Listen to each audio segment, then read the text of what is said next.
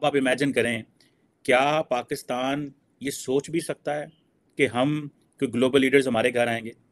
आपको पता है कि बांग्लादेश के अंदर फ्रेंच प्रेसिडेंट और रशियन फॉरेन मिनिस्टर जा रहे हैं। मुझे नहीं याद कब पाकिस्तान के अंदर फ्रांस के सदर आए थे। हम कहाँ पे हैं कि हम टीटीपी से लड़ते रहेंगे और हम ये दुकानदारों से लड़ते रहेंगे। आज आप पाकिस्तान में सदर जो बाइडन की आने की बात करना चाह रहे हैं, पाकिस्तान में तो कोई व्लॉगर भी आना पसंद नहीं कर रहा। आज जब G20 की तैयारी हो रही है तो उस G20 में भी भगवत गीता हर एक ब्यूरोक्रेट और हर एक देश के प्रेसिडेंट और प्राइम मिनिस्टर को भगवत गीता दिया जाएगा। उनका मान सम्मान चंदन टीके से होगा और गेंदे के फूल से होगा, आरती से होगा। इस भारत में उन मुसलमानों के लिए जगह वाकई में नहीं है। मैं ऐलानिया बोल रही हूँ, जो वंदे मातरम नहीं बोल सकता है। इस हिंदुस्तान में वाकई में उन मुसलमानों के लिए जगह नहीं है जो जो राष्ट्र संगीत पर खड़ा ना हो, जो तिरंगे झंडे को लहराते वक्त खड़ा ना हो, जो धरती ना चूमे, जो भारत माता की जय ना बोले। जय हिंद दोस्तों, ये जो G20 की जो मीटिंग चल रही है इसमें पूरे देश को खुशी है और पूरा देश अच्छे से खुशी मना रहा है और एक पर्व की तरह ये चीज़ मनाई जा रही है और लगभग सारे मुस्लिम कंट्रीज़ के पीएम और बड़े बड़े नेता आए हैं। इधर बांग्लादेश की भी जो पीएम आई हैं उनको भी मोदी जी ने गर्मजोशी से स्वागत किया और उनका सम्मान किया। इसे ही देख के पाकिस्तान परेशान है कि यार हम यहाँ TTP से लड़ रहे हैं, उनके वहाँ आतंकवाद बहुत बड़ी समस्या है और आतंकवाद से वो लड़ रहे हैं, पर जैसे तैसे घूम फिर के वो दोष हर चीज़ का अफगानिस्तान को या इंडिया को ही देते हैं। दोस्तों, जब पाकिस्तान आतंकवाद की फैक्ट्री बना हुआ है तो ऐसे में उसको कौन बुलाएगा और कौन सम्मान देगा। और ये जो पाकिस्तान मुस्लिमों का ठेकेदार बनता है तो मुस्लिम देशों के सारे राष्ट्राध्यक्ष यहाँ आ रहे हैं और पाकिस्तान में कोई जाने को तैयार नहीं है। और पाकिस्तान इस खबर से भी जला हुआ है कि जो बाहर से जो मुस्लिम और जो फ्रांस के राष्ट्रपति आ रहे हैं वो बांग्लादेश तो जाएंगे पर पाकिस्तान आने को कोई तैयार नहीं है। पाकिस्तान कटोरा लेकर खड़ा है पर उनके वहाँ कोई नहीं आ रहा है। जी तो दोस्तों, पाकिस्तान के पड़ोस भारत के अंदर दुनिया की सबसे बड़ी एक डिप्लोमेटिक समिट हो रही है, जिसमें भारत जारी बात है होस्ट है। और अगर आप देखें प्राइम मिनिस्टर मोदी का ट्विटर हैंडल देखें तो उस ट्विटर हैंडल से आपको पता चलेगा कि वो किस लेवल और किस कैलिबर की बातें हो रही हैं। वो कह रहे हैं जी इस आज शाम को मैं मॉरिशस के प्रेसिडेंट, बांग्लादेश की वज़ीर आज़म और अमेरिका के सदर जो बाइडन को अपने घर जो है वो बुलाऊंगा शाम को। अब आप इमेजिन करें, क्या पाकिस्तान ये सोच भी सकता है कि हम कोई ग्लोबल लीडर्स हमारे घर आएंगे? आपको पता है कि बांग्लादेश के अंदर फ्रेंच प्रेसिडेंट और रशियन फॉरेन मिनिस्टर जा रहे हैं। मुझे नहीं याद कब पाकिस्तान के अंदर फ्रांस के सदर आए थे और ये वही फ्रांस के सदर है, ये वही फ्रांस है जिनके साथ ताल्लुकात ख़राब करने के लिए हमारे मजहबी हलकों ने और हमारी कुछ मेन स्ट्रीम दाएं बाजू की सेंटर राइट पॉलिटिकल पार्टीज जिसमें इमरान खान का भी किरदार है, ताल्लुकात ख़राब करने में पूरा ज़ोर शोर डाला। फ्रांस रूस के सदर तो कभी आए नहीं हैं और उन्होंने आना भी नहीं है, जारी बात है। बड़ी जल्दी हो तो वो अपने फॉरेन मिनिस्टर को कभी भेज देते हैं।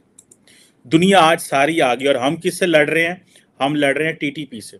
अगर आपको ये पता है कि कल परसों जो चितरजा पाकिस्तान का देखें, TTP ने बड़ा ज़ोर ज़बरदस्त किस्म का आपने टारगेट किया। जिस दिन हम यौम दफ़ा मनाते हैं उस दिन उन्होंने पाकिस्तान पे हमला कर दिया अफ़गानिस्तान से और वो चित्राल का एक इलाके पे कब्ज़ा करना चाहते हैं। और वो कब्ज़ा इसलिए करना चाहते हैं ताकि वो दुनिया को ये बताएं कि जो TTP है वो अफ़गानिस्तान में मौजूद नहीं है, उसका जो नेटवर्क है वो पाकिस्तान में है। और क्योंकि पाकिस्तान अफ़गानिस्तान को कहता है कि भाई आप तो हमारे दहशतगर्दों को होस्ट कर रहे हैं, तो एक लेजिटिमेसी मिल जाएगी और अफ़गान तालिबान ये कहेंगे जी वो तो देखें फ़लाँ इलाका है जहाँ पे वो बैठे हुए हैं, जाएँ उनके ऊपर जाके। तो वो तो पाकिस्तान की फ़ौज जो है उसने बड़ा रिटेलिएट किया और उनको मार भगाया है। लेकिन कितनी देर जंग होती रही, कितनी देर वहाँ पे चित्राल में क्या होता रहा।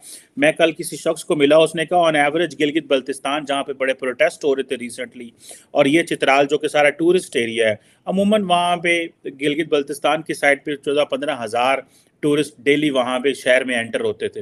लेकिन वो अब कह रहे हैं कि 400-600 टूरिस्ट जो है वहाँ पे आता है।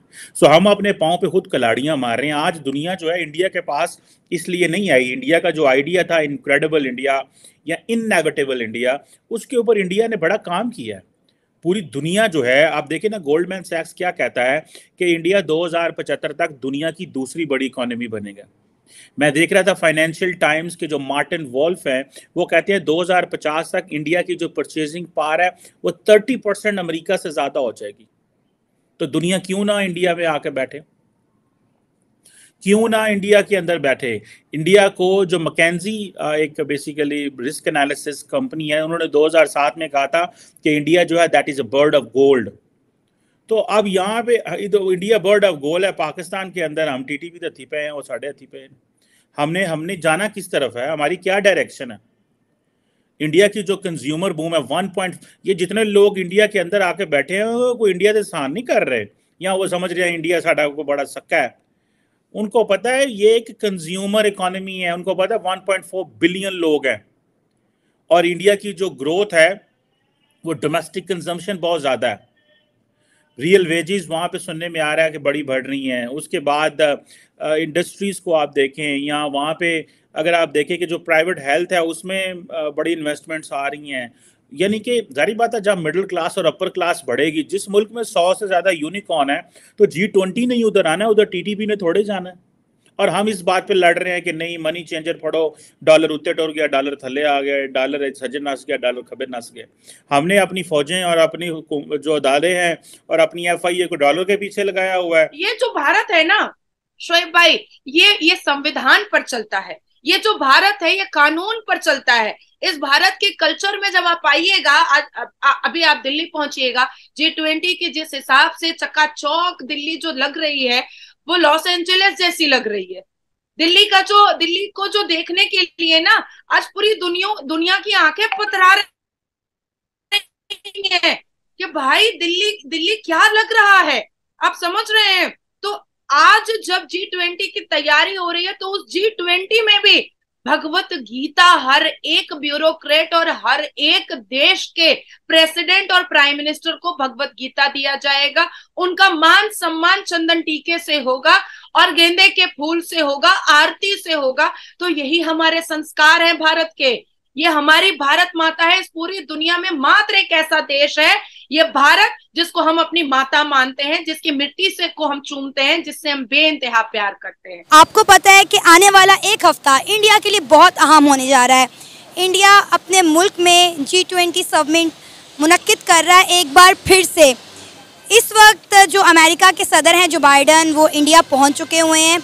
क्या कहेंगे, हर बंदा इंडिया में जाता है, इंडिया में भाग भाग कर जाना पसंद करता है, लेकिन कोई पाकिस्तान में आना पसंद नहीं करता। आप पाकिस्तान में सदर जो बाइडन की आने की बात करना चाह रहे हैं। पाकिस्तान में तो कोई व्लॉगर भी आना पसंद नहीं कर रहा। अब देखें ना, पाकिस्तान के अंदर इकोनॉमी के लिहाज से अगर आप बात कर लें तो पाकिस्तान के खुद जो पाकिस्तानी है वो पाकिस्तान से बाहर जाना चाहते हैं, वो खुद पाकिस्तान में नहीं रहना चाहते। आप उनकी बात कर रहे हैं।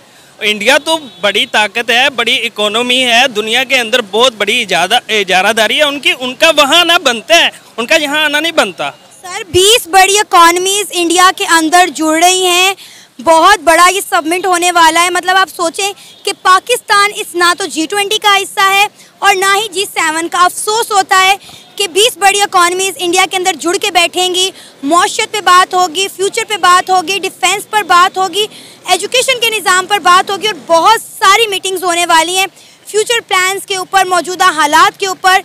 लेकिन पाकिस्तान इसका हिस्सा नहीं है। देखिए जी, पाकिस्तान का इसका हिस्सा ना होना ये हमारे लिए, हमारी हुकूमत के लिए और हमारे सियासतदानों के लिए एक सवालिया निशान है। इसमें बेसिकली मसला ये है कि अगर आप इंडिया का फॉरेन पॉलिसी उठाकर देख लें, उनकी IR की जितनी भी पॉलिसीज़ हैं वो उठा कर के देख लें, जितने मंजे हुए उनके सियासतदान हैं, वेल एजुकेटेड सियासतदान हैं, वेल प्रोफेशनल जो हैं वो सारे के सारे उन इदारों पर तैनात किए हुए हैं। जबकि पाकिस्तान बिल्कुल उसके बरअक्स है। पाकिस्तान में आप देखेंगे कि PCB का चेयरमैन जो होगा वो किसी और डिपार्ट का होगा, एजुकेशन डिपार्ट का अगर कोई चेयरमैन है तो वो किसी और डिपार्ट का होगा। क्योंकि मसला ये है कि पाकिस्तान के अंदर जब तक मेरिट सिस्टम आप नहीं लेकर आएंगे तब तक आप किसी इदारे को भी कामयाब नहीं कर सकते। दोस्तों इसे कहते हैं जैसी करनी वैसी भरनी। इतिहास में पहली बार मोदी जी ने जो करके दिखाया वो किसी ने आज तक किया नहीं है कि सभी देशों को, कोई मुस्लिम देश हो, कोई दुश्मन देश हो, आज सभी देश एक ही मीटिंग में एक ही जगह, सब अपनी तरफ से इतने उत्सुक हैं कि सबको इंडिया आना है और सबको इस समारोह में शामिल होना है। तो ये हम सब के लिए अच्छी बात है। फिर मिलते हैं एक और वीडियो के साथ, तब तक के लिए जय हिंद।